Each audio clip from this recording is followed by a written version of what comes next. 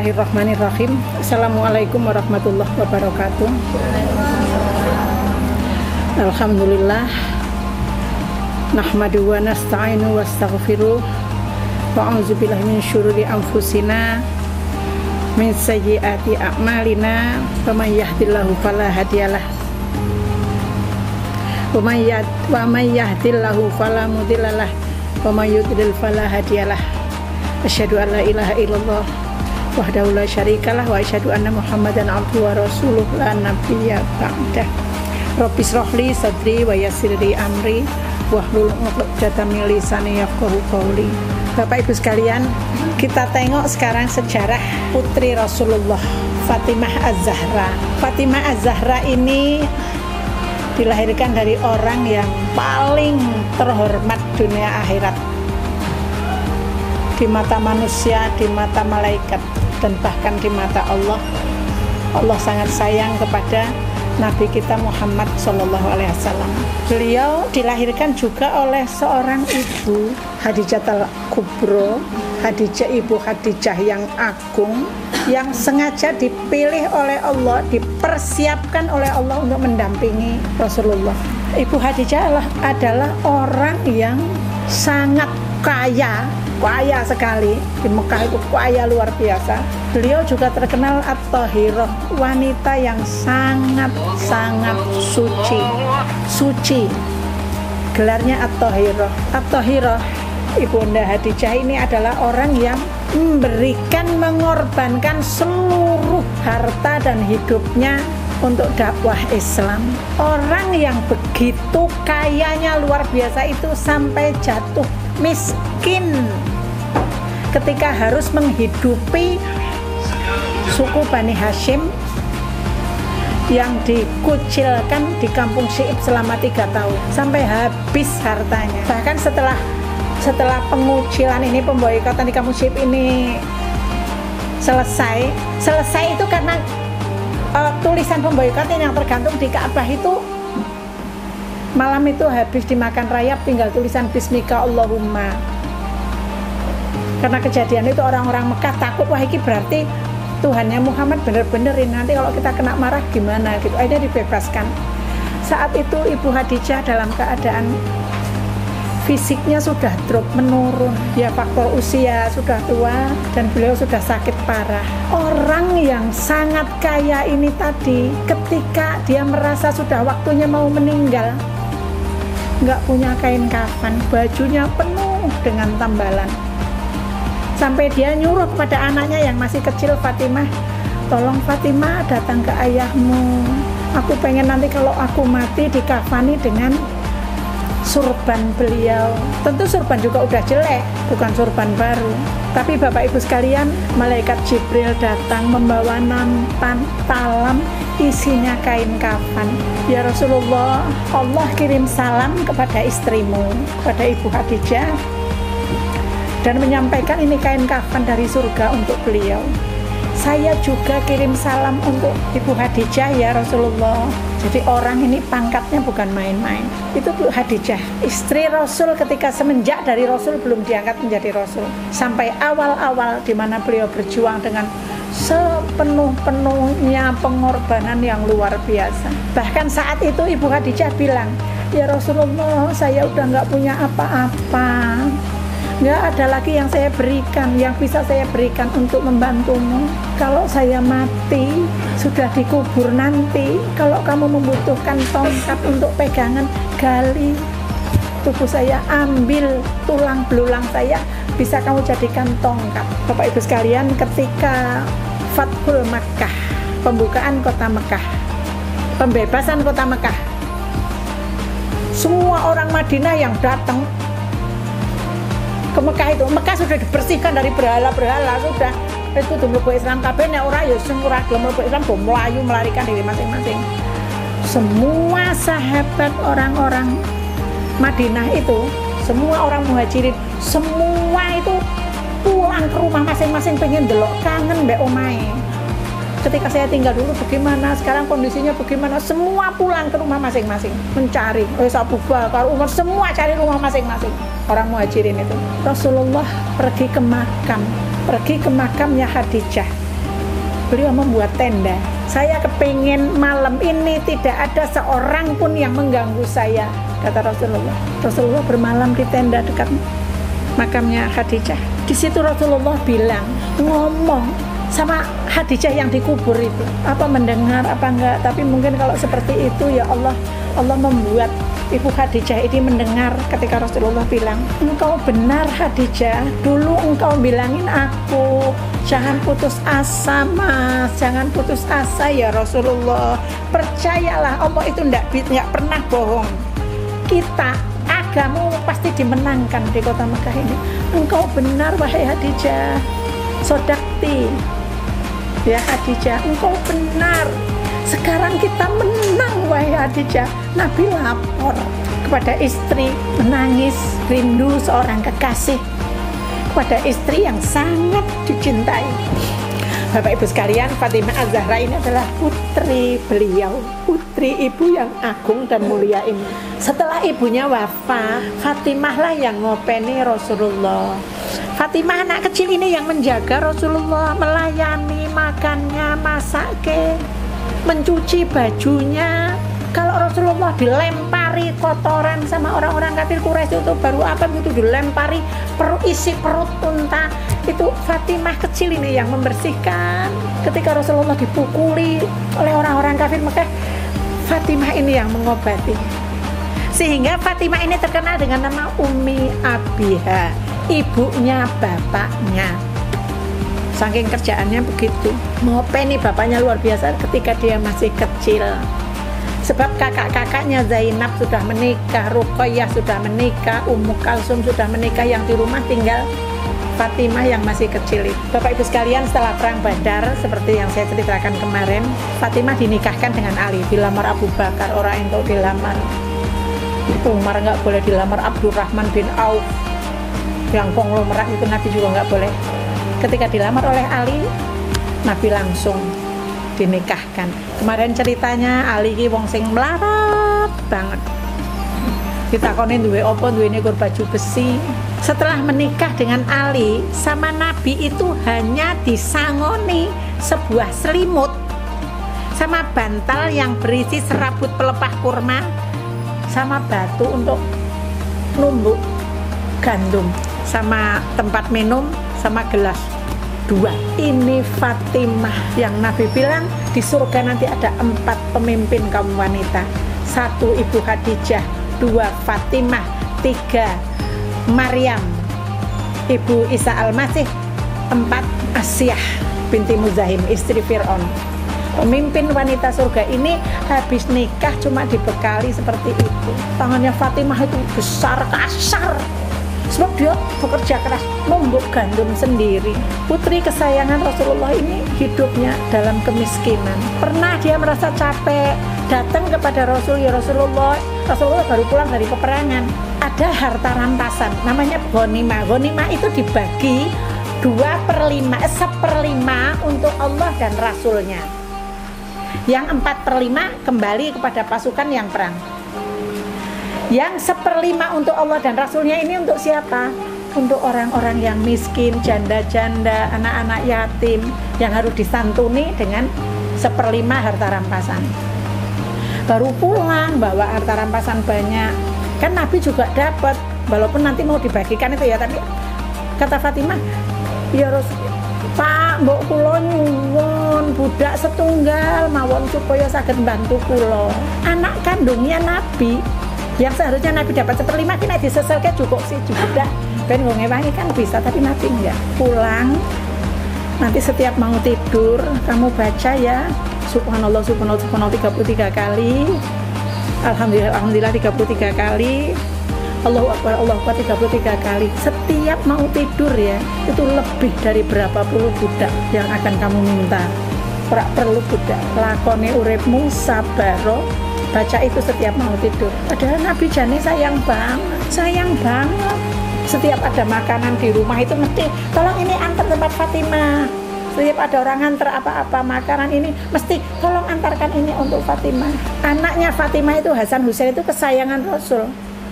Wong Nabi sujud begini, waktu sholat sujud, Hasan Husain naik ke atas punggungnya itu, Nabi nggak berdiri, ngapa sujudnya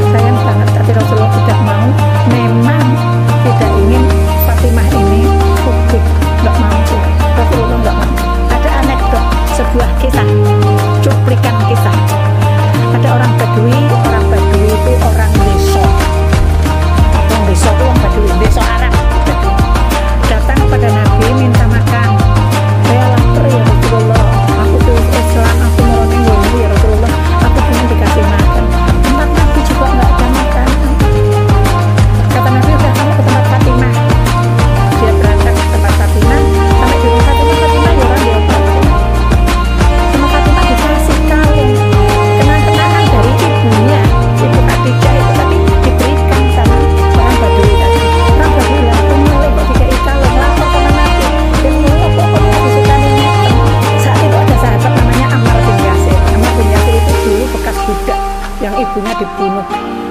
Ibu Samiyah itu syahidah pertama karena mempertahankan Islam, dibunuh oleh tuannya. Ammar bin Yasir ini malah waktu itu ya udah saya manut, saya nyembah Lata Hubal begitu, sehingga tidak jadi dibunuh. Tapi itu hanya Nabi tahu, semua sahabat bingung itu gimana, Ammar balik murtad gitu kata Nabi. Enggak boleh, kalaupun kamu dalam keadaan teraniaya sampai tutup, sampai mengancam nyawamu, kamu boleh bilang saya bukan Islam, boleh. Setelah di Madinah, Ammar bin Yasir ini bisa menjadi kaya karena dia bisa mengikuti teman-temannya yang berdagang. Ammar bin Yasir membeli kalung itu, Pak Badui, Pak Fulan, kamu pengennya kalung ini saya beli berapa? Kata orang Badui, saya hanya butuh makan, saya hanya butuh baju satu setel, saya hanya butuh uang 10 dinar untuk saya pulang kampung. Sama Ammar bin Yasir dikasih makan, dikasih baju, dikasih uang 20 dinar. Kalung itu disuruhkan seorang budak, tolong ini antarkan ke Ibu Fatimah, dan kamu pun saya kasihkan dia untuk bisa bantu-bantu dia bekerja di rumah. Setelah kalung itu dikembalikan ke Fatimah, Fatimah malah membebaskan budak itu. Sudah kamu bebas merdeka, kamu sekarang sudah bukan budak lah.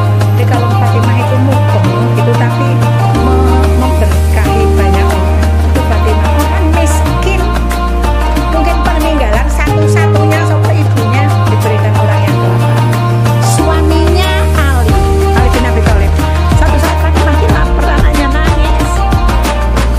Pak, mungkin apalah polahmu Mas Ali, tolong ini anakmu nggak makan, udah sehari ini nggak kemasukan makanan. Ya wes, Ali punyanya pedang, dia berangkat ke pasar, dia ambil pedang, laku 3 dirham, dia pulang bawa uang itu. Sampai di jalan ada orang ibu-ibu, anaknya juga nangis, minta ngomong, mungkin Pak anakku sudah 2 hari nggak makan. Ali mikirin anakku lagi sedih oleh orang mana, tak kayak iki sing wis 2 dina orang mana. Kasihkan, pulang tekan ngomong mana uangnya, mau uang aku malah sana uang. Fatimah nangis. Akhirnya Ali, ya sudah saya tak ke tempat Rasulullah, kalau di sana ada makanan. Ali berangkat ke tempat Rasulullah, ketemu orang. Saya mau jual onta ini, harganya 40 dirham. Aku pengen sih beli onta, tapi aku nggak punya uang. Ya udah, ini saya jual sama kamu, bayar separuh aja ya, 20 dirham. Tapi bayarnya empun itu wis duit. Nanti kalau punya uang bayarkan ke saya 20 dirham. Ya, dituntun sama Ali, ketemu orang sahabat Ansor. Dia cari onta, dibayarlah onta itu seharga 40 dirham. Langsung Ali membawa 20 dirham, berikan sama yang jual tadi. Kemudian yang 20 dirham itu pulang, dibawa pulang, kasihkan sama Fatimah. Bapak Ibu sekalian, contoh-contoh semacam ini banyak di zaman Rasulullah. Ini ceritanya saya sugih-sugih, saya mengharap pirang-pirang. Kesayangan Rasulullah itu juga hidup dalam kemiskinan, tapi disayang oleh Rasulullah, disayang sama Allah. Dalam kondisi apapun kita, dalam kita dicoba apapun, gak usah cari yang lain, cari kita. Oh pasrah ya Allah, saya dikaruniai apa saja darimu, saya pasrah. Yang penting saya engkau sayangi, ya Arhamar Rahimin, ya Arhamar Rahimin, ya Arhamar Rahimin. Minta disayang sama Allah. Sekarang banyak orang kaya, kayanya orang umum, tapi ternyata dari hasil nggak tenang. Banyak sekali contoh-contoh, apalagi terakhir ini kita, aku, semua orang ngomong ada suku, kalau cara mulai suku, ya itu kalau kita buat konten itu tahu-tahu rekening kita besar nanti begitu ya, semua tekan. Nah ternyata karena kerjasama dengan pejabat-pejabat yang top, terus dia lebih sugih banget dulu, terus aku ngomong kalau dikira orang mati, kata kalau mati terus dibungkus kain kafan, kafannya ada kantongnya, enggak bisa dibawa. Kalau kita pengen bawa harta harta kita yang banyak ini mau kita bawa ke akhirat nanti, harus dititipin ke anak-anak yatim, titipin ke masjid, titipin ke untuk berbuka puasa, titipin, harus begitu. Kalau enggak hilang kabeh, percuma. Kalau nanti ditolong nanti ketika di hari dibangkitkan orang semua mati, ditiup saka kalak pertama sing urip-urip kuwi sing tumpah turah-turahan menungso sing mati kabeh. Pertama ya malaikat Jibril pun mati, semua makhluk mati, hanya tinggal Allah. Terus Allah menghidupkan Israfil, malaikat Israfil peniup sangkakala, peniup trompet. Ketika malaikat Israfil itu meniup trompetnya, semua orang kemudian dikumpulkan di satu tempat yang namanya padang mahsyar, di mana orang yang katanya matahari dekat sehingga panas. Sapa wong tahu kosone bulan Sya'ban, walaupun satu hari dia berhak minum air sungai Sya'ban. Kalau dia sudah minum, dia tidak akan terasa haus lagi. Kalau ada orang yang puasa di bulan Rajab, walaupun satu hari, dia berhak minum dari sungai Rajab, air sungai Rajab yang kalau sudah minum tidak haus lagi. Macam-macam rangsangan dari Allah banyak. Satu saat Aisyah di pintu rumah itu ada orang lewat, orang itu kerudungnya besar kayak gini, terus tapi ini agak menonjol gini. Kenapa? Kata Ibu Aisyah, tanganmu itu loh kenapa?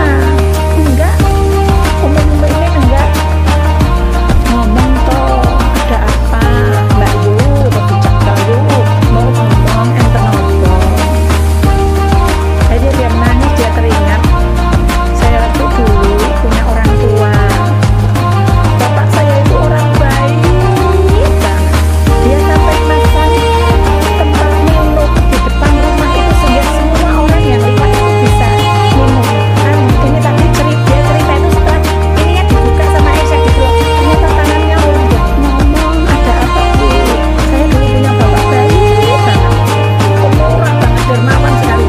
Satu saat wahai Ibunda Aisyah, saya bermimpi seolah-olah saat itu saya sedang di padang mahsyar, baru saja orang-orang dibangkitkan di padang mahsyar, dihidupkan kembali.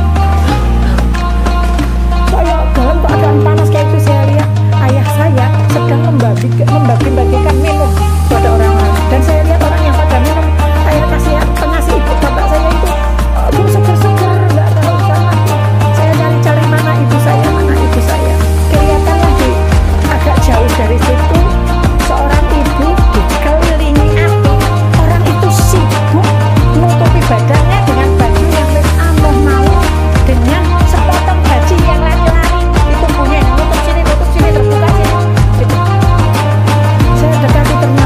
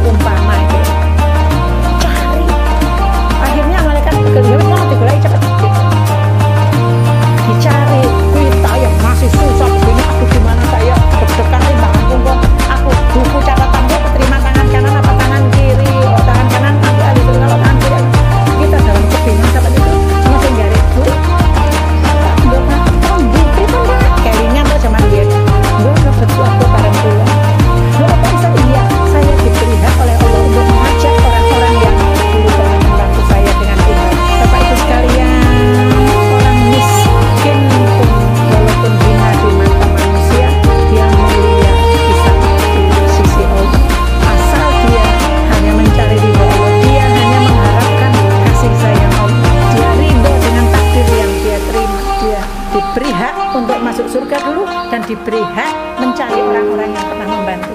Jadi nek awake dhewe bantu wong iki biar sok ben dek kelingan, sok ben nek aku buat kondisi ben goleki aku. Nabi itu meninggalnya pengen dalam keadaan nggak punya apa-apa. Jadi menjelang wafat